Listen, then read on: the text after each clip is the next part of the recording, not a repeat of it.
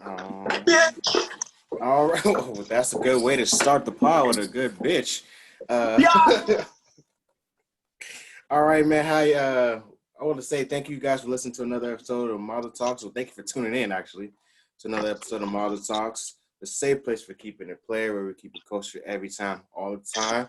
I got my good brother Terry on the phone, on the Zoom. How you doing, my good brother? Yes, and I hope you said my name right. It's Terrian. I say Terry on. Yeah, I would no longer be called Terry because Terry Crews has fucked up the name Terry. Yeah, it's a tough one. So we have Tyrion, and that's it. Charles, you go Charles. Charles, cool. You could call. No, you can't call me Charles either. Okay. That's my slave name. So, can we do T? T cool? T or Terrian. T or Terrian. You can pick which one. All right. We also have a call-in guest today, the good brother, Dominique, Mr. Fountain. Uncle John. What's good? I'm checking in. Thank you for joining in on the Zoom call, another episode of Mother Talks. You know what I'm saying? How you doing, my good brother? You got the shades on. Yeah, I had to take the time for us off, Gotta get professional now. You see, I saw what he did there. Wow. I saw what he did there. Everybody saw what he did there. He fucking dropped his name like it was a motherfucker. Name dropper. Had to drop a white man real quick. You know how we gotta do. I ain't mad at you. Push out some time for shit. Them things nice though. These things nice. I can't hold you. Okay, and you got the brew. I'll tell you about to turn it up for the. I got the brew. I got some Martell on deck too. We getting a little litty. I got some water. Well, since you said Martell, I seen that Thinking Out Loud podcast. Y'all have become, little brand ambassadors. Y'all really like that shit. Martell maniacs. That's what we call ourselves. The last time I had Martell was at this man's 29th birthday, and when I tell you, we was in Ozio. I ended up throwing up in the ice bucket and passing out in the section. So I remember that story. I was supposed to be there. I don't remember the ride home, but it was. Bro, all I remember is the bouncer telling me, "Hey, yo, you gotta get out of here." And then I tried to walk down the steps, and he's like, "Hold the rail." I was like, "I'm good," and I almost fell, and I was like, "All right." Nigga, I almost collapsed on my 27th birthday. I went to Ozzy. What, 27? Yeah, 27. Damn, I'm old as fuck. I can't remember birthdays now. 27 though. I had a section, got wasted. I'm walking down the steps. I'm so drunk, like I just end up like trying to swing on somebody or something, and I completely missed, and I just kind of like fell on myself. Luckily, Ant was there. He kind of like caught me. I would have been. Your man wouldn't have had no grill, bro. I would have been hit, bro. Well. I hope you enjoy your Martell. No grill. I'm gonna leave the Martell alone. I'm still on it. It's still like yak, man. Anything that's yak, we fucking with Duce. Hennessy we pushing to the back, but then I definitely fuck with that Martell. That Martell smooth. Okay. There you go. But yeah, we here on this good old Sunday. I missed that. You know what I'm saying? Look like Chris Frozen a little bit. Are you here? My internet's yeah, I'm here. Hold on. Internet's unstable. That's that Alabama internet. That's the Alabama shit. Man, I haven't had a good drunk night in a long time, so I can't wait to see y'all good brothers and get back to the. We're good for one good drunk night. Yes. One. We're gonna do it soon. Then you remember that you're not young no more, because that next day recovery is crazy. Yeah, you need to have your recovery kit off bucks before you start drinking. So you need to have your food plan already, your aspirin or BC powder, whatever you prefer. A nice cold Gatorade in the fridge before you start drinking. Pedialyte, man, Pedialyte as well. Pedialyte too. That's one for the gods. Yeah, and that's like that advanced kit, bro. They advertising that shit. I thought it was for babies at first. Now they're starting to advertise it as like a thing that you drink to get, bring you back. I ain't never had to do that. I just go with a Gatorade. I'll be all right. Nah, see, yeah, Gatorades don't do it. You need a Pedialyte. Well, shit. How much drinking are you doing, my guy? Your electrolytes are gone. And Facts. You're exhausted. Everything out your goddamn body and sweated it all out. I'm saying you need to get that back. I could dig it though. I could dig it. I mean, you turned 20. You turned 29 this year. I'm already. I know you turned 29. You gonna feel it this year. I'm telling you. I'm young. I'm forever young. All right. Forever All young. right. Okay. Well, Terry, let's get right into it, man. Well, do you have any? Hold on, did y'all introduce the show? Yeah, I did. I think you did. I didn't hit it. I didn't hit a spill. I didn't hit a spill. My fault. I think No you gave worries. it. So unless you I'll go ahead and do my keep it funky before we get into your topics. That works. Sure, yeah, we could just all keep it funky first. Yeah. Okay. So it's the summertime. It's hot outside, and I know we love to keep our waves tight. I love the black man and the black woman. We love to keep our edges laid. It's a do-rag, the bonnets are a part of our self-care. Remember, you can't wear it all the time. Okay? It's hot out here. I'm gonna get there. Follow the journey. Okay? I understand it's a fad now. Everybody likes to be outside wearing their do-rags. There's fashionable do-rags, silks and things like that. Keeping it silky. Yeah, keeping it silky. You want to wear it outside, but it's hot. You know what I'm saying? We don't think that we can tan. You know what I'm saying? Just because we have our melanin and things like that, we can get tan. And we do tan. So when you're wearing your do-rags all the time, you're going to have a mean tan line across your forehead when you take it off. You're going to look nuts because you're going to get darker outside. And your layers that are covered by the do-rag is not going to get tan. You don't want to be walking around with the top of your forehead lighter than the rest of your body. Is this a personal experience that you're speaking from? Yes, it was. You got a do-rag tan line. I had one. So I went. I was outside. I was outside for the July 4th weekend. I was outside doing some work before we went out to to our barbecue, and I was wearing a do-rag.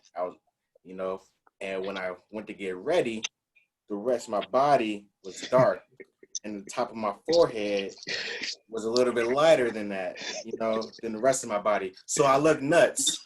And, my waves were silky, though. But I had discrepancies in the color of my skin. So you're giving a warning. Giving a warning. You don't want to look crazy out here. You don't want a mean tan. We know tan lines can be sexy in some places. But, you don't want a tan line at the top of your head. That's not what places can tan lines be sexy? When girls are, tanning, they have nice little tan lines where, they're in the areas at. This nigga sounds scared to tell the face. No, I'm just saying, I'm trying to be very adult in my, my vernacular. Yeah. So, you know what I'm saying? Tan lines around the bikini area is fire. I like a little tan line around, where your breast strap is at. I think that's kind of fire too. That's where I think. But you don't want a tan line above your head, up on your head. Especially if you have a bonnet. If you're wearing a bonnet, that's not fire. You don't want to have a good, nice your hair done, and your Brazilians, swinging in the wind. Mm-hmm. You got a tan line there. You don't want that. You know what I'm saying? You don't want that. You don't have to wear a hat over your fresh haircut, lace front. You know what I'm saying? Oh, lace front. Lace front for my ladies. You know what I'm saying? You got your bundles done, but you got to wear a fitted on that. That's not fire. You got a fresh cut. Your waves is popping, but you got a tan line. You don't want to wear a hat over your fresh cut. This tan line really affected you, I see. Yeah, bro. Like I had to wear a hat. You know what I'm saying? Off the fresh cut. It's not playing. That's not playing. I don't want my black people out here looking crazy in these streets. You know what I'm saying? Well, only thing I got to say about that is, how much time was you spending in the motherfucking sun? Because I ain't never. It was a good hour. It was a good hour and a half. I was doing some stuff with my car. See, so. and I think that was your mistake because you need to have your headwear correct if you're gonna be working out in the sun. My brother Dom knows all about this because he cuts grass. He has a yard, so he know when you go out in that sun, you gotta have the right equipment to be in that sun. Facts. The do-rag is not the proper equipment. That's not the proper thing. As soon as I step out the air conditioning, do-rag got to come off, bro. If I'm at my desk, unless you running like literally into another store or something like that, but if you're gonna be outside at that point, bro, do-rag got to come off. But that sweat up under that do-rag be crazy. Like I don't wear I barely wear do-rags outside the house, but like when I do, say like I'm running late and my hair ain't all the way laid down and I know it's still damp under there, I'll be like, all right, let me wear it on my way into work. But as soon as I'm ready to walk in, that shit coming off. So But damn, tampons important. And you know, this is for my the younger crowd. This a little thing now. You know, to wear the do-rags everywhere, especially fashionable do-rag wear. But they acting like it's a new thing. Like do-rags is a new fashion. I'm like, bro, niggas been wearing do-rags since we was 5.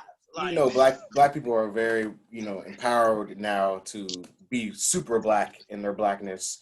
So they're gonna wear their do-rags out. They're gonna do designs on their do-rags. I'm not the biggest fan of that because I don't think you should be wearing do-rags outside for like Dom said, unless you're running into a store or you got a hat over it. You know what I'm saying? Because if I'm gonna get, you know, paranoid about my lady wearing a bonnet in the store, I should do that. That's what we need to talk about. That's what we need to talk about. Don't wear bonnets in the store. I'm sorry. Do not wear that shit. These hoes. No, hair wraps are cool. Hair wraps are cool. You know what I'm saying? That's appropriate. But a whole motherfucking bonnet with the shit like a shower cap.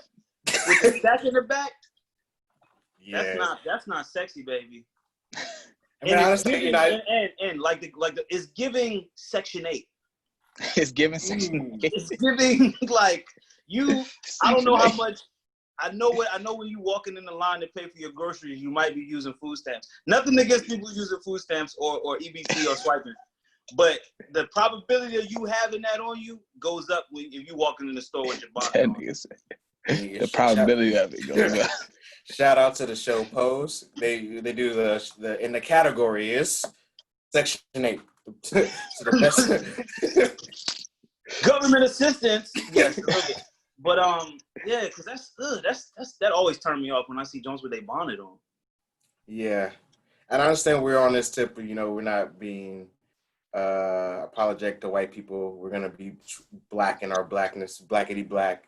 But you know some things it's just not player to be outside with. And listen, and I understand if your hair not dead, ladies. Like it's a lot of maintenance to be a woman. I understand that, but like Chris just said, that hair wrap is a way better look than the scarf, way better than a bonnet. Yeah. And it's player. Yeah, it's like shit. My African queen got her scarf on. I like that. Mm-hmm. Yeah, that's all I got. You know what I'm saying? It's a life lesson. Try to give games to the young people. Dom, you got anything you want to keep it funky about? Shit, man. Right now, I don't got nothing off the top of the dome. Let me think about that. Go ahead, Terry, and I'll let you know what I got when you're done. I'm not gonna hold you. I really don't got nothing either at the moment. I'm just going through these topics real quick. There's a couple things I just want to rap to y'all about, see what y'all think. First and foremost, we're gonna start with the hottest issue right now. We gotta just go there. Red Table Talk. Willard Smith and Jada Pinkett Smith. Break it down. What was your first? Let's start with Dom. After watching the interview, what was your first impression? What did you think after watching? You know when Lil Boosie was ready to get out of jail and his daughter said, I told y'all niggas. He coming home today. Because niggas was trying to play August like that nigga was lying. I'm like, no, that nigga not lying. He been trying to tell us for 2 years. He been fucking this lady. So he made the song, bro. People forget the song. Yeah, facts. It just didn't take off the way it needed to, but yeah, I was like, I told y'all, I'm just glad that I was relieved that she did confirm that it was more than just, he just was around, he just was a friend. I was like, okay, cool. Like I was more so on that end from my initial like taking of everything. I just wanted the confirmation, you know what I'm saying? That's what everybody wanted. That's why she had to go and that's why she did the talk anyways, because she like, needs some healing. This shit is building. What do you say? She needs some healing. Shit, she got some. Did she want to feel good? She got her healing. Yeah, she felt good on that. Damn. And then August was all in the belly. All in the... Excuse me, Aug. Don't call him August no more. His name was Aug. See, a lot of people didn't like them both calling him Aug. It was like, why they call that man Aug? Well, that's his nickname in the Smith house. I mean, that's what I'm saying. You call him Aug, that's how you know he was typing. You know what I'm saying? I mean, listen, he was I mean, she confirmed that they was fucking. I'm really happy that she was honest about it and it eventually did come out. And I respect her a lot for saying it because, bro, that shit had taken over the internet. This man did a whole hour-long interview about you, Don't do that, dog. You just watch the whole interview, Ted. I didn't watch none of it. I watched the whole interview. It wasn't a whole hour. It was an hour and 45 minutes. And I would say this. Only 6 minutes of those were about him actually, like, the direct questions about Jada Pinkett. Okay. Other than that, he was talking about his journey and all that. And he was talking about love and things of that nature. But the only direct questions about Jada was probably about 5 or 3 minutes at the most, but 35 minutes. Thank you for those line of questions. Thank you for correcting me. But of course, the clips to go. He needed that promo though. I'm gonna say that. If y'all listen to that album, he was ice cold. His career was like cold as fuck. Ever since it's cold, this shit cold as hell. So I understand that it's part of your story. So you got ownership. He could tell his truth. That's his truth. That's his life, and that's what artists do. They sell their life. So or sell the music of their life, whatever. But what was I about to say? Shit, I can't remember. Oh yeah. How many hoes you think Will was fucking? He had a share, but his hoes never came out and did a whole interview about it. Yeah, I don't think it came out public, but I'm sure Jada found out about some shit that he was doing. Well, they said they were broken up, bro. So it was like, well, I'm gonna do me. Like, what you talking about? There you go. But remember at the end when he was like, yeah, I'm gonna get you back, and she was like, well, you done got me back, so I don't think you want to do that. He's like, nah, I still want to get even again. Well, he should get even because you got me out here on national, on the internet, looking crazy in these streets when I ain't do nothing wrong. He didn't. He said he was done with her, and it's wild. It's just like she was on vacation with him and the kids, and she was still married. Like she was with August. Well, divorce is off the table for them, so that's just something they had to deal with. Well, listen. I really applaud Will and Jada for how they live in they life. It seemed like they're really honest with each other. It's honest. Yeah. It ain't no secrets. I think that contributes to a lot of fucked up relationships in general. Is like people lying to each other. Say what you really want, and then we said on the podcast, I think last week, it's like it's player to be honest. Like if you really tell the truth, that's player. Lying about your shit. But you also have to have participants on both ends of that, right? You can keep it real all day, but if your partner don't like the realness of you, then what does that really mean? You know what I'm saying? See, I think that's why people don't want to be honest, because they scared about what the person gonna say, or they think they know what the person is gonna do if they come with the honesty. Like, look, babe, I'm gonna be in Australia for 3 months doing this movie, and you're gonna be in New York for 3 months shooting your show. What am I gonna do for 3 months with no coochie?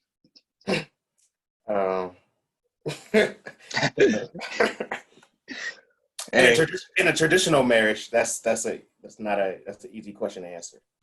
Would you beat off? I mean, you shouldn't tell your wife you're gonna go get cheeks if you're in a traditional marriage for 3 months. I mean, yes, that's traditional. I said traditional.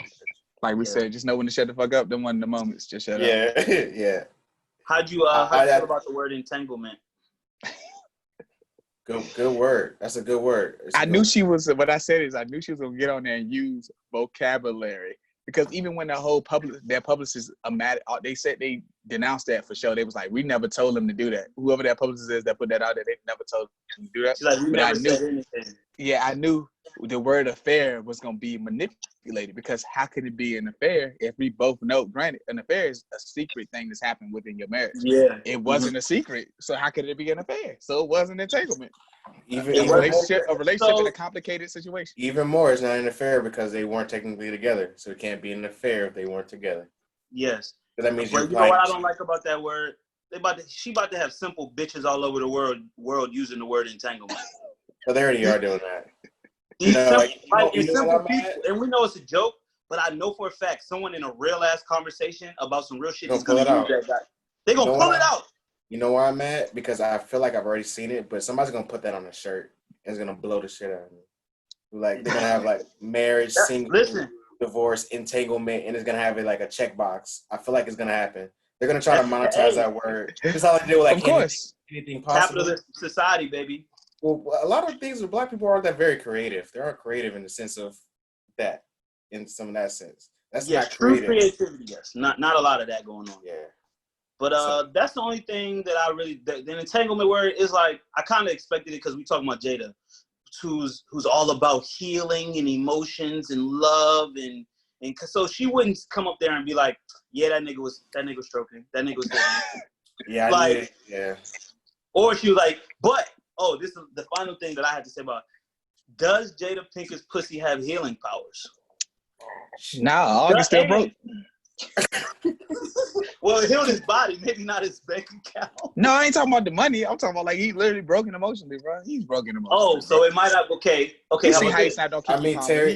He's still upset. I mean, Terry, I think you're onto something because she might be in that mythical box conversation. That's what I was about to say. Oh, yeah, with like the Erykah Badu's of the world. Yeah, because Tupac was in love with her for like his entire life. Tupac was right, and Tupac supposedly never hit that.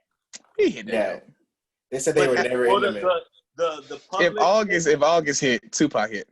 But she said she never was intimate with him. She said this in interviews and stuff. It sounds good. You don't want to talk about a dead man in your relations. It's cool. You had the story. You had the story of Will like being like intimidated by Tupac in the same room and like. But see, that's a young man shit. You gotta think about it. When Will got with her, he was a young dude. He was in his early 20s. So like that's something that you gonna be concerned about as a young man. Like I got a lady, but she got a really great, famous, charismatic man that's her best friend that shares shit with her that you can't. Like you gonna be intimidated as a young man, an immature man. Terry, what? If a nigga is writing love poems about your wife, that's not insecurity. You're not making that up, bro. But it's like, but you could still be. You know the vibes.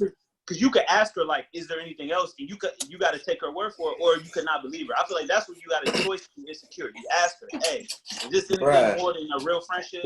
No, bro. There's a story that Willow was writing letters to Tupac, asking him to come and make her mama happy. When he was dead? Yes. Willow was writing letters to Tupac. And they weird. That kid's a weird. I believe that. She was writing letters to a dead man. Yes, bro. I'm about to look it up right now since I got it. No, I believe it. I believe it. That's crazy. So we're gonna take a vote. Willow, I'm gonna just write the lyric, the headline. Willow Smith's letter to Tupac, begging him to come back to make to her mom resurfaces. Come on, son. Willow is only like 18 or 20 at the most. But listen, her mother, Jada and Will, you know she into that fucking crazy levels of consciousness. She probably thought she could do some shit with that letter. There's no jealousy. There's no jealousy there. There's no. That's all jealousy. You can be jealous of a dead man because like, why are you telling our daughter to write him a letter? That's wild. All right, look, let's take a vote. Does Jada's poom poom mythical? It has to be. It definitely has to be because Will is still trying. Will is still didn't want to divorce her for whatever reason. It gotta be, bro. It gotta be. And I'm gonna vote yes as well because the only thing that I really knew about August Alsina outside of his music was all the shit he was going through. He had bad kidneys. He was losing his eyesight. He had trouble with his family. People was dying and getting diseases and shit. And he looked like his health is all right now because they said in the red table when he came to them, that motherfucker was sick and hooked on drugs and shit. She fucked him back to health. Okay, I see this going around. Do y'all think he was taken advantage of even a little bit, like at all? I think a little bit, yeah. I think his feelings would definitely play with. He didn't have a lot of control. He didn't. Mm-hmm. I mean, I think that's the reason why he's doing his tell-all right now. Because I'm for sure they probably helped him out financially as well. They probably did some stuff for him. Yeah, I mean, but he was a broken man. He had been through a lot of things, and Jada even said like she wanted to help somebody, like felt like she needed to help somebody. I feel like it started off genuine. Oh yeah, of course. I do agree with that. I don't think it was just automatic. She looked at him and said he's an attractive young man, but I don't think it started off like I want to be. It was probably like one of those things. It was pretty like one of those things that just developed. Like you spend a lot of time together, and then like I'm sure he probably just made an advance, and then she didn't stop him, or she made an advance, and it just happened naturally. Jada strikes me as the type that goes after what the hell she wants. She probably just grabbed that nigga by the dick and was like, "You gonna get I can see it." I mean, it's some light-eyed women. Them women with them light eyes. You cannot look them in the fucking eyes, bro. I mean, what I took off of it is that as we get older, and if there's, God forbid, something happens with our relationships, that you can't get with these young people because they gonna tell. They can't. You know what I'm saying? Unless you really got good control. You know what I'm saying? August is 27. You know, Jada's like 50. She knows how to keep things in control, and he wants to tell the world he wants to be more than just a side piece. But you know what? She probably got a good track record. You know she done fucked more than just August in her whole during their marriage. Well, we can suppose. And you know, you get one bad egg. You know, you fuck 50 niggas. One of them talk. That's a pretty good ratio. I feel like Wills Jones aren't super young like August was. I feel like he's got like joints that are in the mid-30s because he's 52, so they can keep us. Yeah, and also he probably fucking people that. Because I hear this a lot. You're supposed to fuck somebody that got as much to lose as you. August had a lot less to lose than Will and Jada. So that's another way to kind of keep the power, you know? And all the game. I also just think that Will didn't go to his whoever Jones he was fucking with on the side as a relationship. I think he kept it a stat. You know, I got a wife. I'm not leaving my wife. This is what it is. And I think part of him saying I think part of him saying I was done with your ass is that she might have done something that broke that barrier of like, once again, the August shit was an escalation of that, but she might have done something or whatever happened was something had crossed the line of that. I don't think Will ever like, because most dudes, if they do shit like infidelity or outside the marriage, they don't want to lose their family or wife. They don't ever want to do that. Part. That was very key. It ain't an emotional thing. I'm not about to leave nothing. I'm not about to leave without established. My wife, like that's it's just a physical thing. You know what I'm saying? He probably asked her, do you love him? And she said, yeah. And I was like, all right, bet, I'm out. True, because he looked sick at the table. He won't fucking do that. Yo, like the internet is doing him bad, man. They doing him. Doing Chris bad. He looked bad. Yeah, he went. August asked for his blessing, but it was already the damage was already done. He probably like. I don't even think it was a blessing. I think they probably just talked like he probably just said like, look, me and Jada are not together, and I don't got no control over nothing she do. Exactly. So, but like. One thing I really want to say, I think they both are solid individuals, and I like the example they set in because they really didn't have to come out and say nothing, but they addressed the shit together as a couple, and I think it was dope. So, you know, shout out to them. For sure. I thought it was gonna be a lot more trickery. I didn't think we was gonna get a confirmation, so I'm glad we did. Yeah, you know what I'm saying. She Will had to pull it out of her. And she had to, you know what I'm saying? She was trying to just say that entanglement. She won't trying to say relationship. He said, no, it was a relationship. Yes, it was a relationship. Yes, it was a relationship. That's all I needed. I was like, all right, yeah. So that nigga, August is not a crazy clout chaser. You know, he's just a hurt soul. What y'all think about him coming at Keke Palmer for making a comment? Cause he hit that joint back in the day and he ain't want to hear nothing from. You know, the New Orleans niggas is mad emotional. Them niggas from Louisiana, just like Boosie, them niggas is emotional as fuck. So he probably just didn't want to hear shit from her ass. Like, don't say shit about me, bitch. So who's more toxic, King Feud or Jada? Future not married. These bitches know what it is. They know he got 80 kids and they still. Well, he's not married. He's not married, but he definitely is not wearing the condom either. Hey, but they know what it is, and they signed up for it still. Future not giving them entanglement. He giving them off bucks. It's Future. Yeah. Future is way more toxic. You're not giving Jada enough credit. Future not giving off the guys I'm healing you to getting your draws. She really healed that nigga though. What are you talking about? She not lying. He's hurt, bro. He's still hurt. He was hurt. He hurt emotionally because he knew he couldn't be no 50-year-old one. And you know what she did? She kicked that nigga to the curb and was like, nigga, I love you, but I love Will more. What she said, and it was fun. That's all it was for her. It was fun. It felt good. And she realized that, she said in the joint, she was hurt and damaged going into that shit. She said she was not happy with herself. And when you have a relationship and when you go into a relationship and you're not whole with yourself, the relationship never gonna be good. You gotta go into relationships at one with yourself and happy inside before you try to be happy with somebody else. Okay. August had kidney failure, and she was crying herself to sleep every night. So that's thinking about Tupac. She's thinking about Tupac. Man, stop talking about Tupac, bro. Tell her to stop talking about it. Tell her to stop talking about Pop. But you know what? I'm pretty sure She still posting every birthday. She posted him on his birthday this year. Jada the type of joint be like, yeah, we have sex in my dreams every night or some shit like that. You might get choked out for that, bro. But my vote is Future. I think Future more toxic. Future is not more toxic than Jada. They just say fancy words, bro. And that woman serenation is that woman seductive shit, and the woman like the woman blind shield. You believe a woman more just because they have like Jada don't make songs about all the bitches she fucks in every state. Nigga, she made Girls Trip, Life Imitating Art. She didn't write that was a script. That was a script. She wasn't Girls Trip. No, she signed up for that movie knowing what the script was, though. You see it? It was good content. I ain't catch that. Listen, Future literally young nigga in that jump. Future just lost a paternity test suit. So nigga. It's not his fault. It's not his fault that they let him. But she was separated.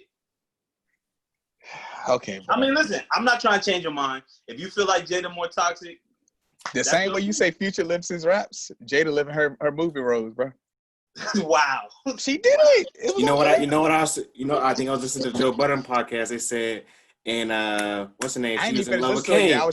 She was in love with Kane. In Minister Society, she was older than Kane. She was older than Kane in Minister Society. Yeah, she had a whole child. Oh, she was Kane. Yep, that was Kane OG girl. What Dom said, Life Imitating Art?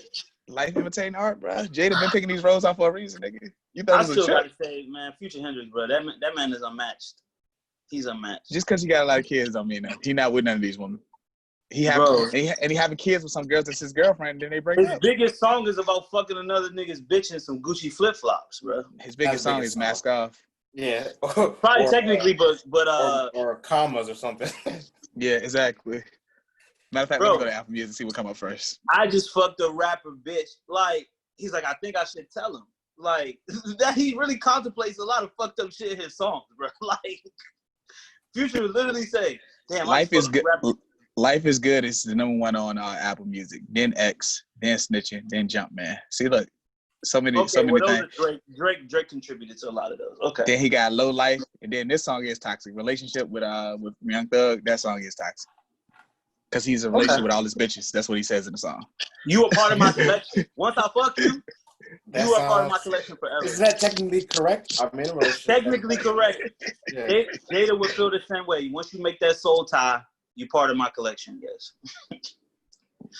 Well, okay, they're neck and neck. But so we're gonna switch some lanes. I ain't got no cool segue.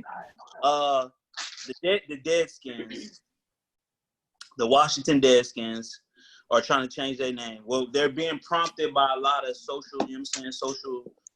They've been prompted before, but I think this has been for years. This has been for decades. They've been talking about this shit. But they need to change the fucking name. They need to. Like, it's bro, that's a whole people y'all wiped out.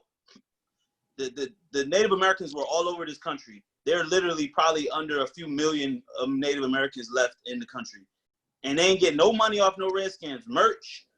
I think a few years ago, the owner, Snyder, he gave $4 million to some causes. But $4 million don't equal the billion dollar company that you're running with a fucking mascot that's an actual person. The Cleveland Indians, the Redskins, all these motherfuckers, they need to change. They just need to. I think it's just funny now that it took we know that, but money run a lot of shit. Now that they've been kind of hassled by Nike, FedEx Field actually, and the FedEx company, and a couple of other organizations that sponsor the team and give them money. Now that's being in place, this is when we got to change the name now. Like, you know what I'm saying? Money make everything move. I don't like the disingenuous of it, like, if that makes sense. You know what I'm saying? I don't like that because I feel like, because at the end of the day, I'm changing the name, but I'm still making money. But they reluctant. White people have a thing about it. They want to hold on to shit. Like, it's symbols. Like, at the end of the day, it's something. They really be fighting. These are powerful symbols, bro. Because at the end of the day, the system, we know the system's still gonna be a lot of the same. And I just don't understand, like, if my money's on the line, why would I not just change the shit? Like, just change it. Because you know what? First of all, I think a lot of them billionaires, they don't like being told what to do about what shit. They do. White people in general don't like being told what to do.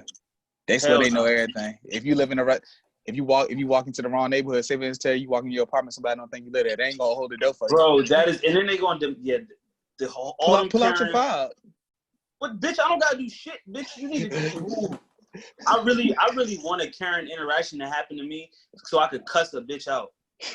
I really want to cuss a white bitch out for trying to tell me some shit. I don't gotta do shit for you, bitch. You ain't no goddamn slave catcher. I ain't gonna get too radical, but I've been saying this. I've been preaching this. What are the two things they respond to? Chris came out last year on the podcast. Money and violence. He said white women are the most evil creatures on this planet. Facts. The middle-aged ones. The middle-aged ones. The young ones, yeah. But And I also said white people only respond to violence and money. So when you fuck with one of them two, since we don't got enough money, what else they gonna respond to? So let's be quiet on this conversation because I don't want to sound radical. They said it. We've said it. I feel like we said it on podcasts a lot. These motherfuckers want to switch the rules when it's convenient for them. Everything they got in this country, they murdered and killed for. But once other people try to be violent, they want to be civil and they want to try to they want to try to be let's handle this with words. When you was giving people diseases and fucking raping and killing everybody, it was all good then. But now we're civilized. It was all good because you was getting your way. Yeah, now we're civilized. We don't want to take it to the street. Now racism doesn't exist anymore, or this doesn't go. I'm like, what are y'all talking about? Racism is alive and well. Oh, very good. Shout out to you, Terry, because you told me to watch the show American Guys. I've been watching it now. My man, shout out to Orlando Jones. Yeah, Orlando Jones. He was like, "Angry gets shit done." He said, "Anger." He said, "You could use anger. You want your anger gets shit done." Yeah. So that's a trippy show. Yeah, it's a good show. I don't know if he's coming back for a fourth season, but didn't they kick him off the show or something at one point? They did. Well, his character got written off supposedly, but he's trying to say no, they didn't like that black voice being on the show because that motherfucker was popping that good shit. His monologues were top notch, boy. All of his monologues on the show. He has a monologue when he's on a slave ship. Yeah. So he's basically the god of black people, of black African Americans in the country. So he and African descendants. So he's on the slave ship and he's talking to the slaves like because they were praying. So he's a god. He came down and talked to them. He's like, y'all are fucked. he was like, God. He said no. He said what you need to do is go up there and kill every white person you see. And I'm not doing the monologue any justice, but like all of his talks on it, all of his monologues on the show are excellent. Very top notch. And guess what? They all involve violence. Yeah, that's what they. It's crazy how like they got everything they want now. Now a lot of as a culture, white people, they don't want us to do the same thing they did to capture everything to have the country they have. You know what I'm saying? They keep you in check. They place laws even against like the radicals that do want, and the radical groups that want to jump out the window and do crazy shit. But then your ass lawfully you can get killed, or you're gonna be jailed for forever and a day. Exactly. They know everybody not gonna be able to have that same if they know the consequences and shit. You know what I'm saying? So the rules are set up the way they are for a reason. Yep. They move the goalposts. They tell you like, oh, all you gotta do is go to college and get good grades and you'll be good. I'll be like, oh, but wait, you're not white, so it don't really matter. But what name? I got a perfect name for the Reds. They just need to change their name to the Red Spears. The Red Spears. You keep the Lord.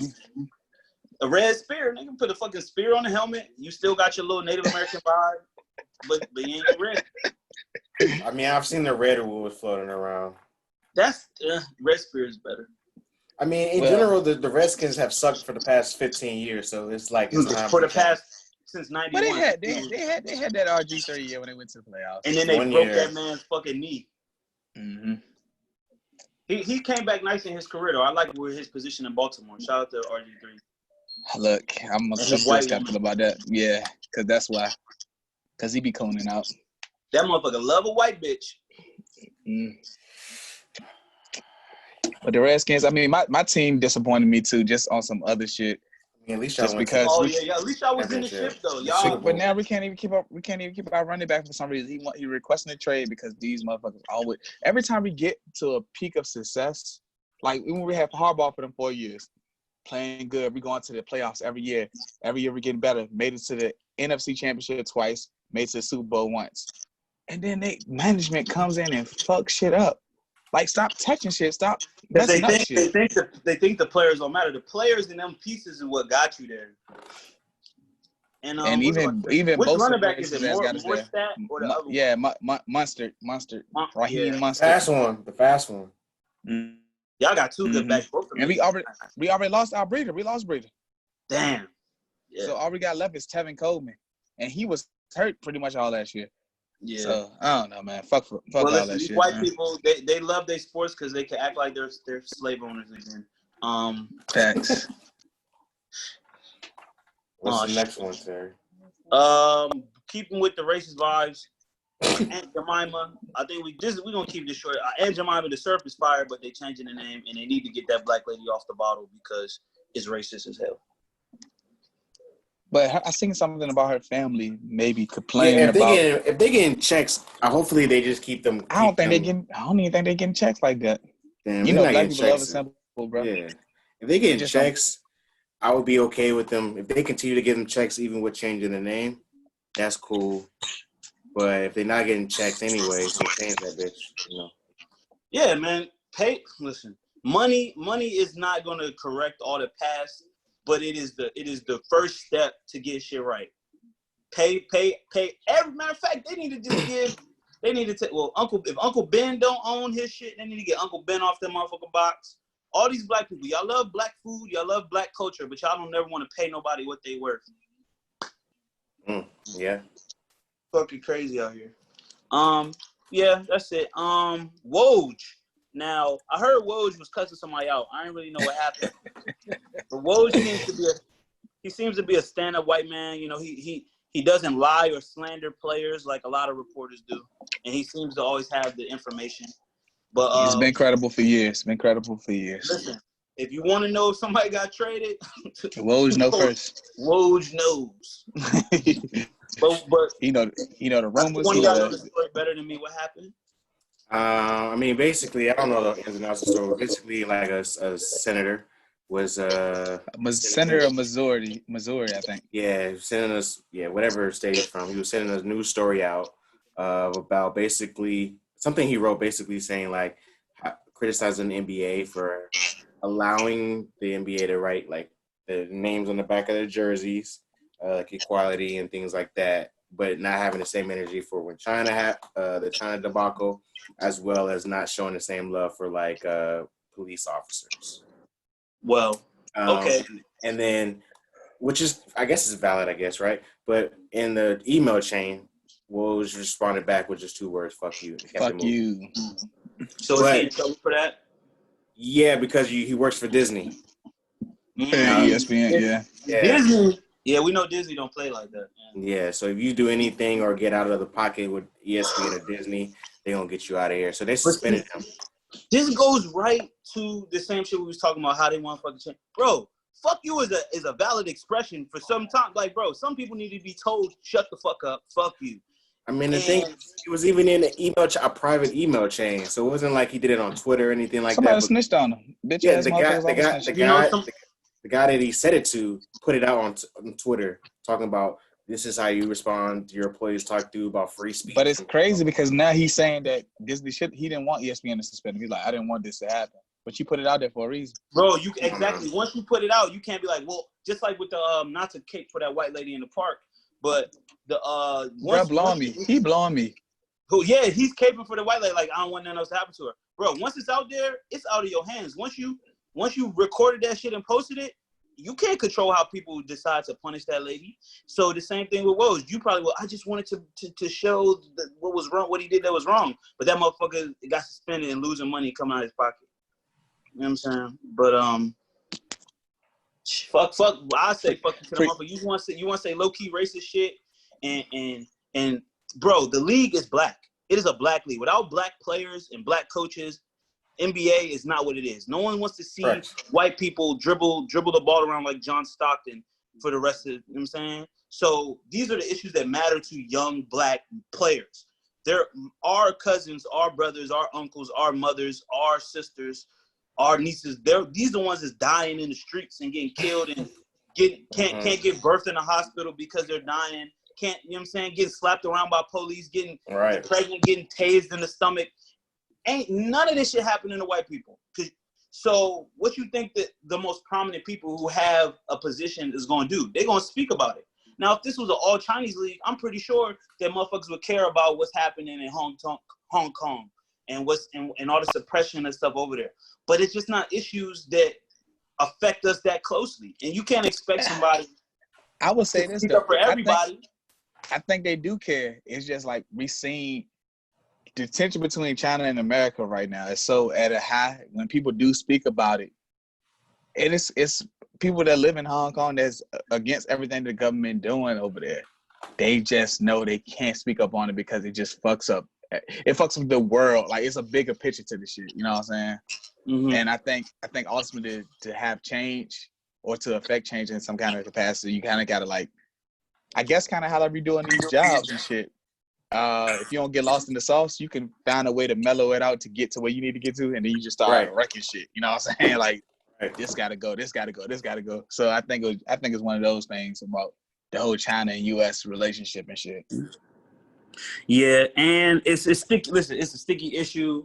I think I said before, we talked about LeBron, or maybe on your podcast I talked about how him, like they were silent about what's going on in China. Oh yeah, Keith's called him out. Keith ain't respect that he got. Listen, it's a real thing. Like, but these are moral issues that are not easy to navigate. If I'm in a motherfucker's house, it don't really behoove me to talk shit about them in their house.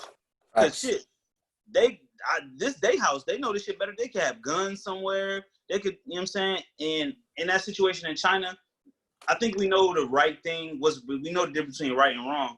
But it's also, you got to pick your battles. You can't, in China, motherfucker, they might not let you fly out this bitch. Like, I mean, I also think he was just miseducated about how impactful China is to the league. Bro, to the league, that's the second. That's probably it's the second market. It's the biggest second biggest market. It might be the biggest market. And they got, because they have more people. They have more population. So, and then you know, Rockets is the biggest team. Rocket, like Yao Ming, and it's like a Kobe, then it's Brian. Like all those players mean so much to them because they mean so much to that culture over there. Yeah, so Houston is the biggest team because of course Yao Ming played for them all 8 or 9, 10 years of his career with them. They love basketball. China loves basketball. That's probably close to their national sport outside of gymnastics or whatever they do. But yeah, shout out to Woj for telling that motherfucker, fuck you. Free Woj, man. Free Woj. Free Woj, you know what I'm saying? He's going to come back and free Spacely. Free Spacely. Oh, yeah, free Spacely, man. So, but it say free him until he's free or whatever? Yeah, it's free until I spell back. Free me until I spell back. Yeah. Be free. Yeah. It's crazy, man. This world is crazy, you know. We on this podcast advocate everybody to do the right thing. You know what I'm saying? Try to be moral and make the right decisions. And if you gotta tell somebody fuck you and might jeopardize yourself, like it might be a tough decision, especially if it comes between your money and your livelihood. But that's real sacrifice. That's what's the only gonna real help you sleep sacrifice. at night, bro? What's gonna help you? At some point, that money go out the window when you cross. Because we all suppress some of our morals for certain things, but when it gets to a point of no return, or you just totally disrespecting and stepping on my shit, I gotta say something. Yeah, bro. That's what I'm saying. Like you're not really sacrificing nothing if you're not sacrificing your livelihood, or Facts. you know, you're not really about this cause that you talk about. You know what I'm saying? Like Facts. Especially for people that want to be quote unquote allies. Like that's how you're gonna show your allyship. You're gonna put your body on the line. If you're gonna put your money on the line, you could tweet a black square. That ain't nothing. You know what I'm saying? That ain't shit. Or you sitting at the crib, hashtag or whatever.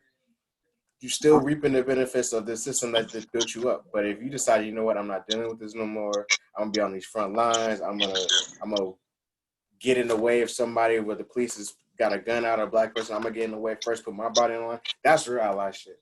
So salute to Woj for sticking to his guns, even if you don't like.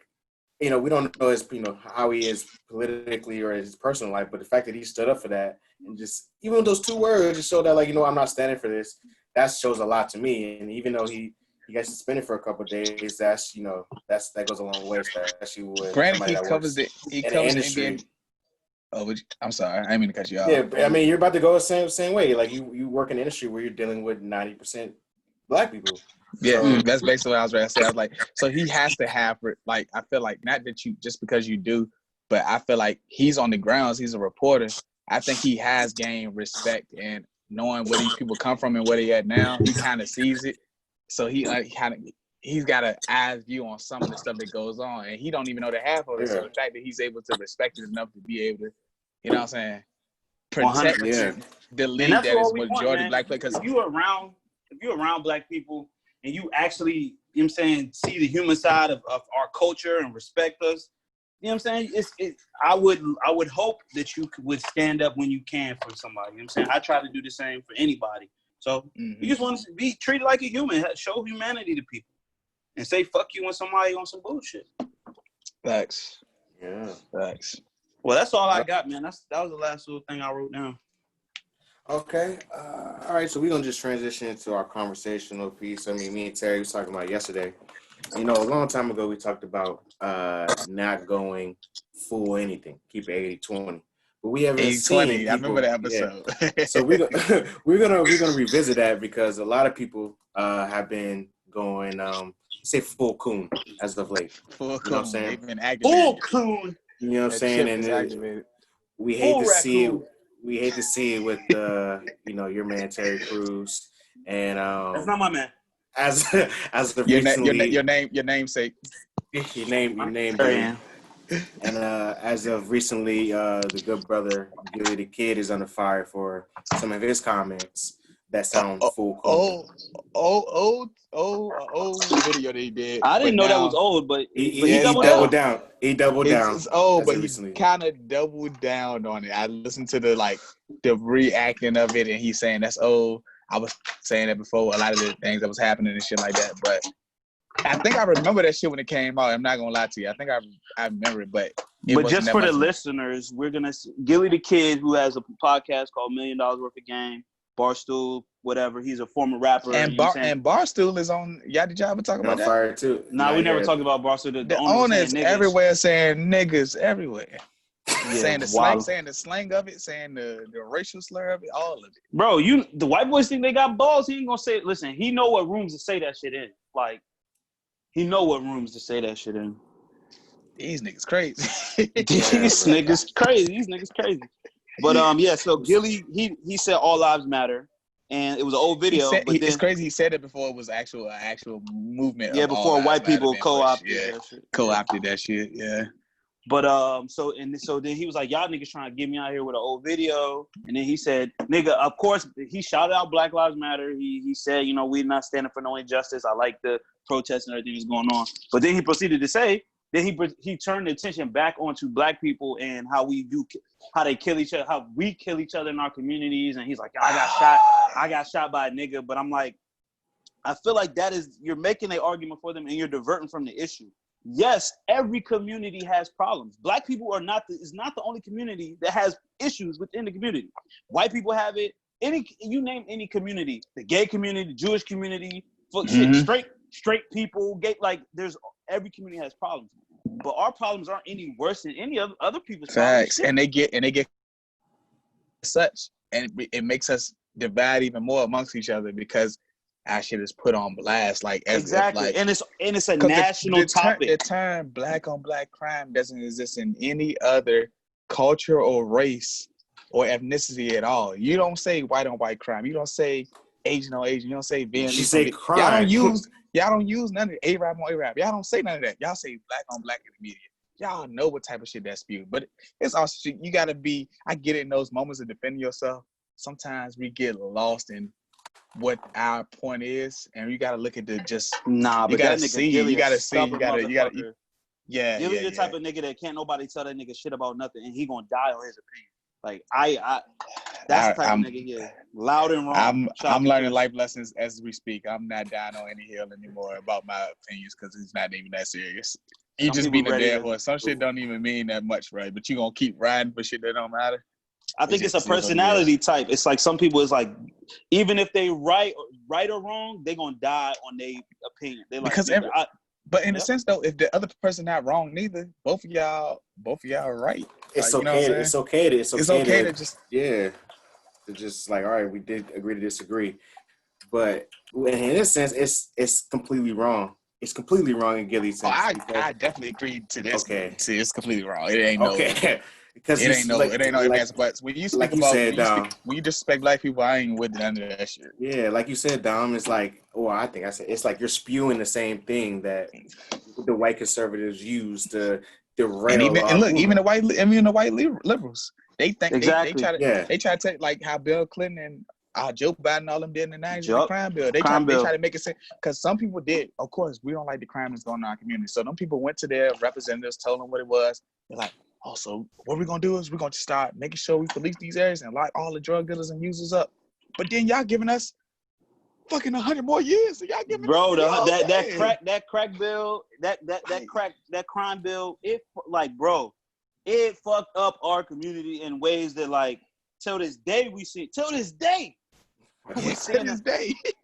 the effects of 100 to 1. Bro, you can have an ounce of cocaine. When it's the same substance. It's the same shit, bro. But it's crazy, bro. Continue your point. I forgot. I don't know why. Yeah. What Chris was saying though, just how he's even though he said he supported black, but then he doubled down on the whole backing the whole negative spew of the problems in the black community. Mm-hmm. And I just want to say this for the record, they put a little bit of truth in a lie, so that's what carries it on.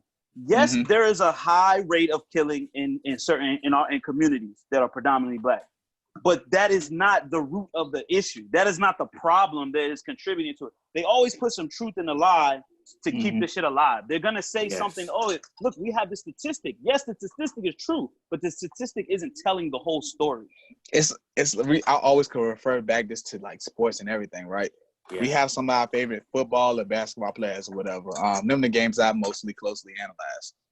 Shit, or even we could say baseball. I used to be a big Sammy Sosa fan before I found out the nigga was cheating. But that was a great documentary, by the way. But some of these motherfuckers like Barry Bonds at the later light of his career, he's smacking home runs, but it wasn't contributing to team success. Or like LeBron, or like some of these players on bad teams that could just get a bucket. They averaging 30. Trey Young right now averaging 30, but his team only winning 15 games. Yeah. A running back on the sorry-ass team or a receiver on the sorry-ass team, but they're not winning. You know what I'm saying? So the statistics could mean whatever. What is contributing to winning? You know what I'm saying? Like what? Yeah. Those statistics don't mean nothing. You can manipulate how you want to. Yeah, this person averaged 30 points. But look at the situation you're in. Yeah. You know y'all not even making the playoffs. Come on now. So and like in terms of Gilly, like in terms of Gilly, he was talking about somebody shot him. And like you said, how is that contributing to the success of black people? Like Gilly was poor. What do people do when they're poor? They got to find ways to eat. Plus, he acknowledged Gilly was robbing people back in the day. He probably robbed somebody that wants to get back. Well, Jack is part of the game. Wallow did 20 years for the same thing. Like, come on, son. Like, it's like you're not telling the whole truth. You've been dissing niggas. You've been doing this and that, and don't think a human is gonna react. Fuck color. A human will react to that. Y'all just happen to be close knitted in the same community. Yes, exactly. Who do people hurt the most? You can only hurt people that are close to you. You can't hurt people that are far away from you. Come on now, you're not telling the whole truth. I don't like when you get on there. You're not telling the whole truth. Like we listen to your raps. You know what I'm saying? You was a jack boy. You have a podcast. You and your cousin Wallow used to be in the streets robbing people. Of course, somebody's gonna retaliate towards you. You know what I'm saying? Or when people live in poverty, they're gonna try to eat. You're gonna feed yourself. So if you can't feed yourself doing with education or just having a good job, you're gonna go get it by any means necessary. So it's there's different levels of the story you're spewing that aren't true. And I don't think that's fair, especially for Dom's man, Terry Crews, how he cursed out. Cursed out Terry Crews like 3 weeks in a row. Yeah, you've been going ham on that. That nigga needs to shut the fuck up. You're not telling the whole truth, my guy. I don't know if y'all listened to our last show from last week. The newest episode that we did for Thank It Out Loud or whatever. Reiterate it though, please. But what I said is I seen Terry Crews on a big ass mute TV on America's Got Talent. And he just screams shucking and jiving, It just screams like you can just tell he's just so like englamored on satisfying white people. It's just ridiculous. You don't even defend your own people, that's kind of how he got, like, he was the big guy that could dance and was muscular. Like that's his brand. But like, and that's what Keith there's said too. nothing. Keith like he built himself on the Second Ninja brand, so it's kind of online of the shit that he always been. But I guess we still. But there's a knew that line. was But just there's a line. There's nothing and wrong with being black and we kind of happy. knew that was we just knew that was a role, so we kind of didn't take it into like, oh, this is how he really feel in real life until he started making it. It's our business to know that's what he thinks in real life. Yeah, because when that Asian dude touched you inappropriately, and you had all the feminists and all the Me Too people that was against, rode for him, rode for you, and then to turn your back and disrespect black woman, black man, all these people that rode for you, not defend Gabby Air Union when she said the network that you own did the same. That showed his character kind of inequality to shit to her. I don't got no respect for you, bro. That showed his character right there. Because if you don't see that, like, he had to be made aware of how he was wrong in that instance. If he couldn't see that off Bucks, then you kind of see a character flaw in him. And we all have character flaws, but we try to correct our flaws. This nigga keep falling into the same hole and going on and it's like, bro, we see what you're saying, but well, not even see what you're saying. You be at the beginning of his tweet sometimes, like a few of his last tweets, he will say something that is true, but then end it was like some black supremacy. It's never gonna be. First of all, we asking for our lives to matter. Not yet. We can get there. We're asking to be equal. We're not even. Yeah, but we're not even. But I think black people been do enough trauma to not even want to, as a whole unit, want to inflict that bullshit on somebody else. But if we did, it don't matter. We don't even have the opportunity because we're not even equal with people. So how could it ever be black? What are you talking about? Who's pushing black supremacy? We're asking for equality. That's it. Equal protection. Shout out to Royce 59. He said, "Who asked you to be a voice for the black community?" Like he said, look, I got on my Flint 13s, right? I got my Flint 13s on right now. But like he said, you a nigga from Flint. Nigga from Flint? You talking like this? You're a nigga from Flint, bro. The other niggas don't even got water. You a nigga from Flint, and you disrespecting. Like, you totally disrespect. That nigga cooned out, man. The coon chip was activated. He ain't take a little white. Big as that nigga pecs, bro. That nigga coon chip is crazy. Coon energy to the max, bro. He just keeps talking. It's like everybody tells him to be quiet, and he wants to just like, I gotta say more. He proving his point once again. Dying on legends that you don't understand on. This shit doesn't. I don't think you even believe shit you saying no more. You just saying it because you want your point to be right. You want, at some point, you want to feel like you broke through and changed the mode. But on this issue, you're not breaking any mode because all black people are simply asking for is to be treated equally in every aspect when it comes to job hiring, when it comes to policing, when it comes to government, we just asking, when it comes to hospital treating us right, when it comes to all that, we just asking to be on the same plan when you as see somebody else. Because we're all humans. Nobody wants special treatment. I just want equal treatment. That's a fact. And we know it's always gonna be like, I guess, like, even on the sense of like pretty privilege or this type of privilege, I don't care about none of that. As long as like the race thing is equal, I can give a fuck about pretty and privilege. That shit can go how it go because everybody not attracted to everybody. Cool. I'm just talking about shit just being equal for all, just on the like economic and racial standpoint. How can you go against that? Who's asking for black supremacy? Nobody. We don't even got enough people. They still gonna outnumber us regardless. It's never be no such thing. It's never gonna be a such thing. We want to take over because we know we're gonna do the shit right way. That's the only thing. We don't even have to do that. I would hope that power wouldn't corrupt us like it's corrupted the white people. A lot of motherfuckers content, man. A lot of motherfuckers content in their roles. Like, we good. Trust me, I'm good. If I get some more power, I'm gonna be chilling. Like, it's kind of like them bitch ass supervisors that you might have or something in your life. They get power. They feel like big and bold, or like they never had shit, so they feel like that means something. That shit don't mean nothing. You still It don't. You still that same person, bro. Like, even your position. Even we see people get in positions of power and lose their goddamn mind. You still the same person, bro. Like, you're not. That job title, that money, it don't make you any different than who you are. I know we don't laugh at it, but in a sense of like how we see some of these white boys when the stock market crash, they kill themselves or whatever. And it's like, as black, you like, nigga, I didn't see the Bible before. That's not going to kill. You know what I'm saying? Like, the stock market dropped. Okay, now what? Nigga, I've been broke before. Nigga, what? Like, you know what I'm saying? Bro, I think Michael Vick said it, or somebody had the quote. It's like, yo, you only live once, but you can get rich twice. Like, money, so you can get that back. But Chris, I think the whole point we was trying to say, never go full anything. Yeah. Mm-hmm. Yeah, like just in general. So I'm gonna see how we go. Rewind it with August Alsina going ham on people.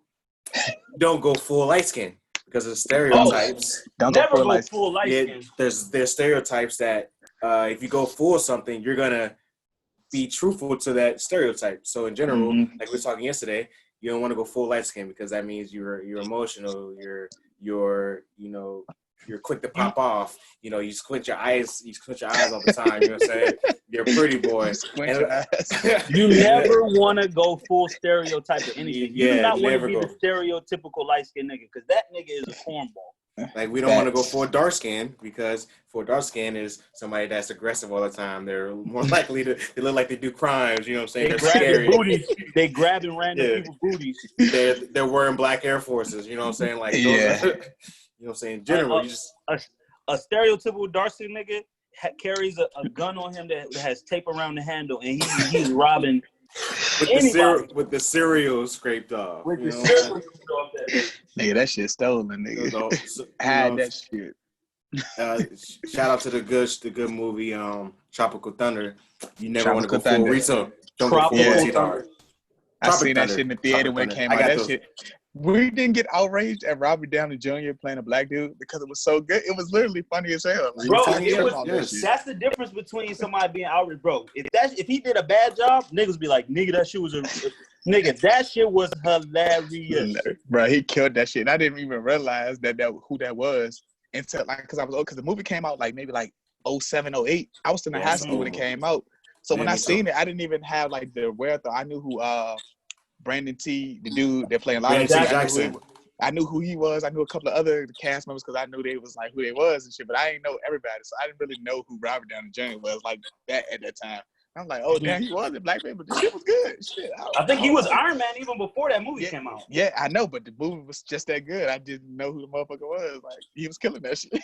But see, they called attention to that shit in the movie. Never go full. He said in the movie the joke was never go full retard because nigga, you go full retard. It's nothing. It's no redeeming qualities. Not being retarded, but like. You want to have more layers to yourself than just being the stereotype of whatever they trying to say you are. You know what I'm saying? If you go full, if you're a fake, if you're not really sorry to use the word. If you're not really retarded and you try to act like clinically, they just changed the word, so you're not necessarily misspeaking. It's just called what it's called now. Listen, when we was young, it's called something else now. Right and left, bro. Yeah, but it's called what mentally something now. I forgot what's the new term. I guess it's a mental disability or mentally challenged. But now you don't even use mental. You use some other shit. They changed it when Obama was in office. Let me look this shit up real quick. But go ahead. Yeah, that was it as a story. I think a moral of a story was never go full anything because you don't want to go there. You know what I'm saying? We tackled it a little bit with keeping it 80-20. But as I think Mother Talks, we like to give good advice. And as we're getting into this new era of social responsibility, that you should never go full anything.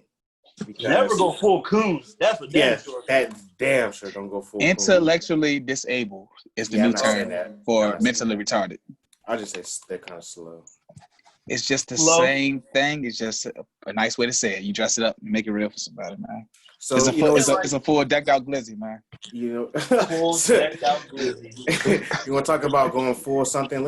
I got a question that I like to start incorporating these questions because Miles Talks, we want to start giving our player advice. And now, speaking of going full something, this question goes about going full ugly. Okay, so full the question is yes. The question says, who's more insecure, ugly men or ugly women? Ugly men. Ugly women. What you gonna say? I'm sorry. The question continues. Ugly niggas be having a chance. Ugly women not so much. Both be hella. No. It's a lot of factors to that question, Bhris. Because say you're ugly, but you got a fat ass and some big ass titties. Oh God, you're right. gonna win. You're gonna win on a level. And say you ugly, but you got a big ass dick. You're gonna win. Wow. But no, that doesn't work because how's you gonna know? You just don't have your John out. Yeah, you just don't have it. If you're ugly, what just don't have it John out. Like niggas don't want his dick out. You're not Yeah, socially like, acceptable. No, you're not socially. You can't. You know, women can advertise their body how they want to on the internet. We can't tell them what to do. But it's harder for a You woman not to gonna be hide on the their- internet just having your penis. Did you go walk around with your print all day or something? You act like men don't, bro. You've been on Twitter. It's whole pages where nigga dick is they Abby, bro. No, I ain't I seen have these. not I ain't seen these. What? Nigga, what Twitter are you? What Twitter? What you on? Twitter are you Yo, on? listen, I'm not Twitter at the incriminating dark boy? myself. I'm not incriminating myself. These women, I see every porn time I pages. I stumble don't across see. some weird shit like that, Abby's it's a with- woman that liked it. I don't see Abby's with the whole slong out. Nigga, I done seen a nigga rod in his Abby, bro. Nigga in got the Abby. in his Abby. In Yo, the that's Abby. crazy. That's Not in the Abby. Not even in a Abby. picture. You can't even say hello with the dick. Come on. Nigga got his whole Your profile erect picture penis. is that little circle is a penis. They is a rod. No way, bro. No way, bro. No Listen, way. I and ain't it never ain't- seen that. I ain't never seen that. Listen, You seen only that? Listen, all the profile people that picture are with just nasty a on Twitter are peen. women. A woman has. I've seen a woman like something, and I'm like, is that a dick? And it'd be a whole nigga piece. So, but Terry, you have to. Somebody has to want you to see your penis if they're attracted to you. Okay. All right, but to go back to your question, I think the ugly nigga got it worse than the ugly girl. Why? Cause his piece got to be in his pants. The woman, she got big titties. She could just show that shit. I will say this. Women, we know women that's with dudes that we might not. That's straight up bro. You like, how the hell did that nigga get hurt? And because I feel like guys, we learn our strong suits early. We've been called ugly like since because they're aggressors in most of the time in situations. Like since we was kids and shit. Since we learn how to go smack and shit. So we've been turned down time after time. We've been getting told what's wrong with us time after time again. So we kind of build all that up and build a character, not a character, but like just a personality that kind of like, I know my fault. So I'm gonna make the jokes about what I know is wrong with me already because I've been told that. And I could be funny, I could be not super nice, I could be whatever. And a woman will fall in love with that if you get to know her. Versus women sometimes, even ugly. Have y'all ever experienced the ugly woman that thinks she look good and you like, what if I told her she look good? Because somebody somewhere ain't tell her when she was a kid that she never got humbled. Dudes would get humbled way before women do. So I think that's why I think the ugly woman. But see, girls I don't know, buddy. because you know when you like middle school or whatever, niggas be ruthless on. But niggas are hitting. But we see when girls be like niggas will hit anything. That shit is true. So some of these girls be butt ugly that niggas be hitting. Some of these niggas they ugly as hell. So they never they was good. So that's what I'm saying. Ugly women are gonna get a chance before ugly guys, bro. Oh, I think the ugly dude would. Oh, that's okay. That is true though. I think the ugly dude was spitting, but you might be right. Yeah. Okay, in that sense, the ugly girl will probably get a chance. The only way the ugly man is gonna get a chance is if he's off buck showing off his pockets, like his stats. Yeah, you got. Oh yeah. Or you got to be talented, bro. If you got like an extra talent, like you could sing or you could hoop, or you know what I'm saying, or money, you could win as an ugly dude. Mm-hmm. You could win, especially with the money. Listen. Money make what Jay-Z said. Money make a nigga. Ain't no such thing as an ugly billionaire. Ain't no such thing as an ugly billionaire. Facts. But it's such thing as an ugly bitch. Yeah, we seen what Biggie was doing, and that's an ugly nigga. And that nigga my was dog. in the game. Son. I mean, look at Lil Baby's baby mother. She's a very attractive, and Lil Baby looks like a. I've never seen her. You never seen Jada? Nah. The other Jada? Nah. Fine. She's fine. She's straight, but she got work done. I like the natural bias. Amen. Shout out to natural beauty. All right, the last question I got. This is a doozy. Okay, so the question says, I dated for 4 years. She wants marriage, but I don't want her no more. I would leave, but she keeps pulling out tricks out of her bag. New apartment, better job, etc. That's beneficial to me. I'm not leaving, but there's no future with her. How do I explain this to her? And nigga, he need to boss up. He need to boss the fuck up. Yeah, living off that woman. That's what it sounds like. It sounds like you living off the girl. Because if her getting a new job is beneficial to you, or her buying a new place is beneficial, that's all you hold on to. It sounds like you just a broke nigga. It's like you broke in your pocket. It sounds like you broke in your spirit. Mindset, yeah, in your mindset and your spirit, you broke. Like, because you can't get your own bag. You know what I'm saying? Like, you know what I'm saying? And it's not like, and I'll say this to people: money is not everything. You need money to be comfortable. But if you're working hard, eventually that money will pay off. it will pay off. Like I and think that and especially if you do your research and figure out a way for you to live the lifestyle you want to live, actually dedicate yourself, you can live the life you want. But my nigga talking about she keep doing shit to keep you around, pulling shit out her bag. Like you about to leave, she pull up with a new job with more money. I don't know. It sounds like he living off her. That's what it sounds like. Yeah. But it sounds like he needs to get the fuck about this situation. You do not even like this girl. You don't love this girl, but you about to marry her. You've been with her for 4 years, and that's gonna end tragically. Yeah. I don't know. That's weird. That's weird. I gotta see it. Look, that's when I gotta see how the people look. Because maybe he's not attracted to her, and that's maybe was like he like, damn, I ain't even into her like that, like attractive wise. But actually, eventually, we all gonna get old and wrinkled. Eventually, one day, God willing. So all that shit can go out the window regardless. Exactly. You gotta have your inside together. But so that nigga gotta check himself before he decide what he actually I got one more question before we wrap up this week. All right. This is all right. So the question says, my girl is on OnlyFans. She made $15K in the last month. I was okay with that first, but then I found out she met up with some dude who tipped her $1,000. What do I do? Nigga, you need to either. Can you handle it? It sounds like he can't handle it. He was okay with her OnlyFans making $15K, but he felt like she did a little side gig and got some bread. Nigga, if your bitch can be bought, nigga, your bitch can get bought. So this is what I'm saying. I'm not okay. Because I see it's a different type of level. It's a level of OnlyFans now. Originally, I probably wouldn't want my lady to do anything on OnlyFans, right? But say, for instance, somebody come up to her and compliment her on her feet, you know what I'm saying? Because she got some nice feet. And somebody be like, oh, you notice, like, people that got feet fetishes on OnlyFans, you should make a page. And if she making an OnlyFans showing off her feet and making that type of money, I'm not giving a fuck. I'm not mad at that either. I'm not mad at that either. We know most of the people on there are not just showing feet. So I'm thinking, I'm gonna go to this. You showing our body, you playing with yourself, might be masturbating. I don't know what you're doing, but you're doing some wild shit on me. And your girl is a prostitute in training, because like there's gonna be a nigga that come with the bag that's gonna be like, look, I'll give you this much for a weekend. I'm not gonna say that, but I'm just saying, like, in that type of relationship, your girl is selling herself on a level.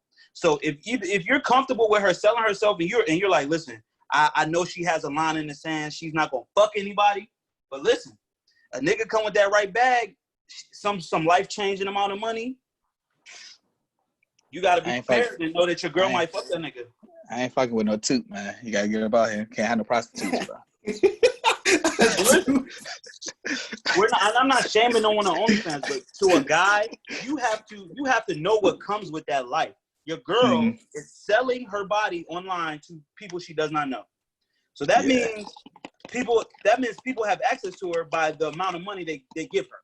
But even this, like what Chris said, dude was cool with her making her bread. Yeah, there's a level of trust there. Because $15K is a lot of money. There's a level of trust, and he probably taking the pictures for her. Like, you know what I'm saying? It's controlled. Like, y'all niggas is fantasizing about this. I'm really in this. But then when a nigga, like you said, the nigga could go and now she has a side job, like the nigga is paying her to tip for a person interaction, that's when it gets a little tricky. That's I know what it is. Oh, hell no.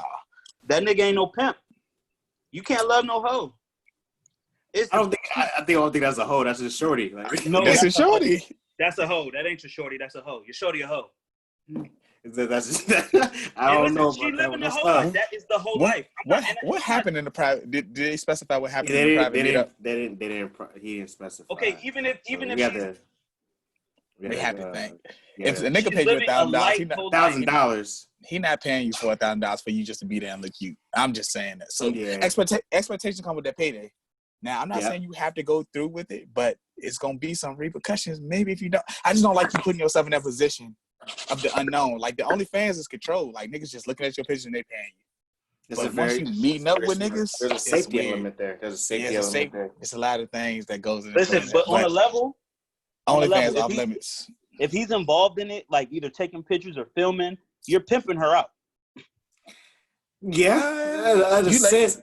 Maybe letting your lady be who she is, because every girl, your lady who is the hoe. It's also a pandemic, Terry. No. Yeah, it's also a pandemic, bro. It's also a pandemic out there. It's a pandemic. Niggas gotta get that's the way to make money. They gotta get that money some way. So through the whole life. You can't be mad at her getting money. Whole life. No, it's not. be mad at the people paying for it. The whole life. The niggas that paying for it, for one, that's the biggest issue, because if you want to start OnlyFans and nobody paying for it, you can be like, okay, that's not it for me. But somewhere, some way, some horny ass nigga behind the screen is gonna pay for it. Can't be mad at the trick. Can't be mad at the. I'm not mad at the trick. That's a layup. It's like a layup. You like in the layup girl right now. Hoe. His girl is not a hoe if she's only doing it in that confines. I don't personally want. It's okay. Wait. She's not a hoe. She's but hoe. If you knew that and you agreed to it, it's nothing wrong with it necessarily. Yeah, if you agree with it, it could be hoe adjacent. I think it's hoe. Okay, but when I say hoe, I don't mean like she's disrespecting herself or she's doing anything wrong. That's just the name of the lifestyle. Like hoe, it's a hoe lifestyle. You're selling your body for money. I don't know. Lifestyle. Like, so it's not. Because he's attached with it. He's attached with it. It's attached to it because then what? So I'm not trying to be funny, but as a lot of dudes we know out here fucking a lot of girls for free. Like they give them dick away for free and fucking like they consider hoes, right? That's considered being a hoe. Correct. No. On the male spectrum. No, but so what's wrong with a girl that's not fucking, that's just showing a picture? Not saying it's cool with me, but she's showing a picture, and then niggas are willing to pay her $30 a month for that. I'm not and I'm not using hoe in a derogatory way. Like literally, you're selling your naked body. That's what are we gonna call that? Oh, what you're saying is prostitution, being a hooker. Got you.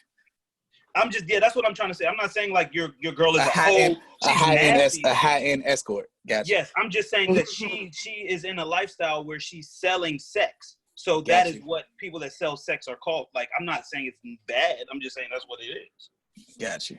Copy. So what was the question? We want to give him advice. He doesn't like. Yeah, he doesn't know what to do now that he found out she went and got an extra K on the side.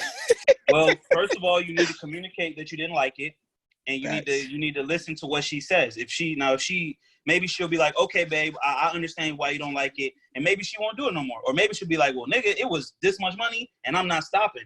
Then you're gonna have to make a decision what you're gonna do. If you're not stopping, it's a wrap. Christmas to us. Yeah. If it's like, and I didn't know anything about it. And it's different if she communicated it to you, like, hey, babe, I'm gonna go do this. I'll be back in an hour. Yeah, now if you get mad after the fact, then that's on you. You got to attack that immediately. Because, like we said on this podcast, honesty is the player way. Whether even if it's the hard truth, you want to be honest. So I would respect her being honest with you. But if she's being deceitful, and then that's a whole nother level. So. She already on OnlyFans, bro. You got to be honest with me. Everything like that. Yeah, I mean, they've made a good amount of money off that, so I'm pretty sure he doesn't want to stop that money coming in, right? Well, and also you need to come up with an exit plan. Come up with an exit plan for her. That's what we say for everybody that deals drugs. You need an exit plan, but people don't get out until it's too late. So, I think there you go. That's my advice. Start encouraging her with the exit plan, a very good exit plan, something that maybe taps into her interests. Yeah, something that she said she wanted before. Look, we doing this. So like, look, we're making this much money. Let's take this money. So you don't got to do that shit no more. So we can have this lucrative business, whatever it may be.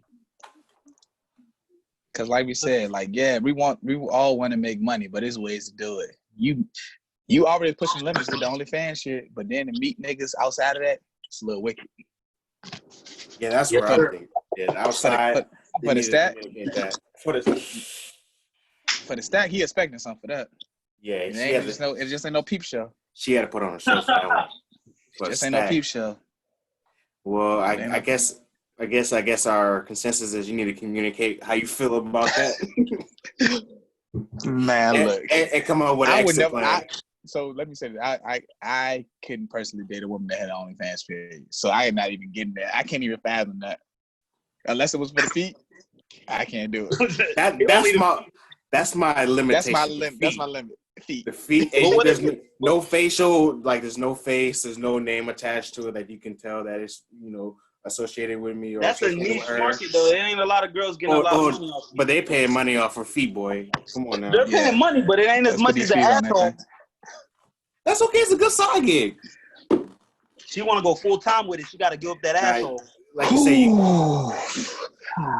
like we said. Okay, if it's no face though, I feel what Chris saying. No face, no case. You know what I'm saying? No, Well, like I you said, can't go full OnlyFans. You can't go full OnlyFans. Yeah, you can't go full OnlyFans. You can't do okay, it. so you wouldn't want to. What about if your girl was a stripper? Do you think you could date a stripper?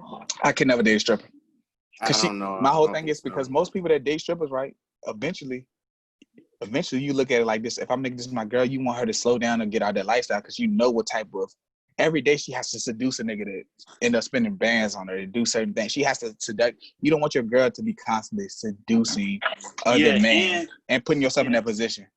So I don't think that. I think work. the only type of man that could really like you have to facilitate her getting out to life because and also first of all there's a certain dangers that come with that in-person sex trade.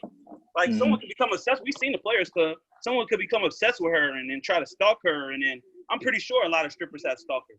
Like, that was just a question I had. It's just a level of openness. I don't think I'm there yet. That's all it is.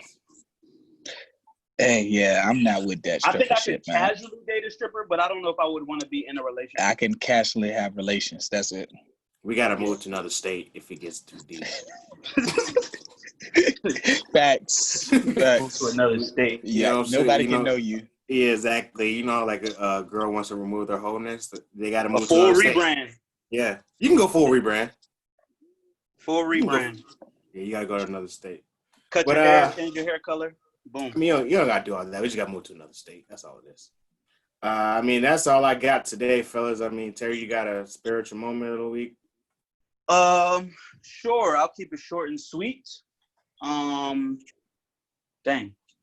If you do not have a connection with God or a higher power, and you don't believe anything bigger than yourself, I would recommend that you go outside and get in touch with nature. You know what I'm saying? Go to a national park or maybe somewhere or just a regular park and try to find it because I promise you, if you just sit in nature long enough, you'll realize that there are greater things at work in the world and on this planet. And I think it's one of the quickest ways to tap back in with your spirituality is just get close to nature. So if you're feeling a little lost in your spirituality and you're just not feeling in touch with anything, my spiritual tip for the week is to just find yourself a nice spot in nature and spend some time there, whether it be by a body of water or just in a forest somewhere. You know what I'm saying? Get your hippie vibes popping and get in touch with Mother Nature. And I promise you that you will be able to feel some of the spiritual vibes that are going on in the world. That's what going outside is important, especially now if people are facts. Should be quarantine. Should be quarantining, but we know people aren't doing that. Florida, I'm talking to y'all. You see, Atlanta going back to phase 1, bro. Bro, they were wilding, bro. They had a whole pool in that was in nasty. Compound. In Compound, come on now. You know the numbers. I wouldn't do nothing in that nature. Once I got over the age of 20, I'm not getting into no small body of water with nobody. And remember how the phone parties used to be even. I cannot even imagine. I went to one phone party in my life. I went to 2. I went to about 3 of them, 3, 4. Crazy. They used to be at. So y'all lived in Richmond for a little bit, but at Have a Nice Day every Wednesday. This is when I didn't work on Wednesdays or whatever. Or just my life was conducive to going out during the middle of the week, and I'd be good the next day. But they used to have a jump there every Wednesday. Every Wednesday, used to have a phone party, and we went to a few of them jumps. Once, I think I was 18 or 19. Exactly, you were a teenager. Oh yeah, I was a teenager still. Yeah. By the time I got, like you said, Terry, but 20, I wasn't doing that no more. 21, definitely. Just realized that shit is nasty. That shit nasty as fuck, and your phone will get fucked up. Yeah, how was you gonna go smack and your phone couldn't work? I stopped taking my phone in them jumps after the second jump. I didn't even risk it. Yeah, bro. Because you used to have to put your phone in a plastic bag and shit. Nah, I don't do that at all. I went to one in Panama City Beach. Oh yeah, Bhris, I heard about that. Panama City on spring break. I could only imagine how nasty that was. And if Corona existed then, whoo, boy, like I said, I was a young boy. It was a child in my actions. So, but as we round out, the small business of the week goes to my dog Ryan Andrews, aka You Can Do It. My man is a certified personal trainer. A testament to his skill of losing the weight and this journey. I aspire. I watch him. I see what he's doing, especially his stories. He's doing basketball training and everything like that. He's training people actually, and he's inspired. It's just all around inspirational. Yeah, it's all around. Hey man, it's crazy. He lost a lot of fucking weight, bro. Yeah. Mm-hmm. At least right now on his Instagram profile, it says at least 70 pounds lost. So, I'm following in his footsteps. I want to, get back out there and exercise and things like that, So I'm going to follow his footsteps. It's time for Mr. Sexy Time is back for me. Sexy time.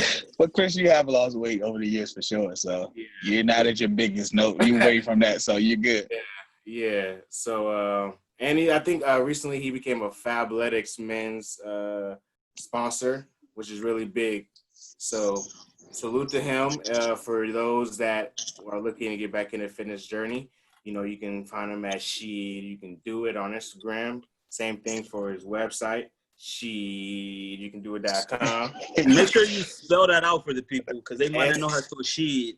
SHIDDYOUCANDOIT.com or on Instagram. So every time I think about it, I think about The Wire when my man's like, she. Yeah, man. So salute to my brother.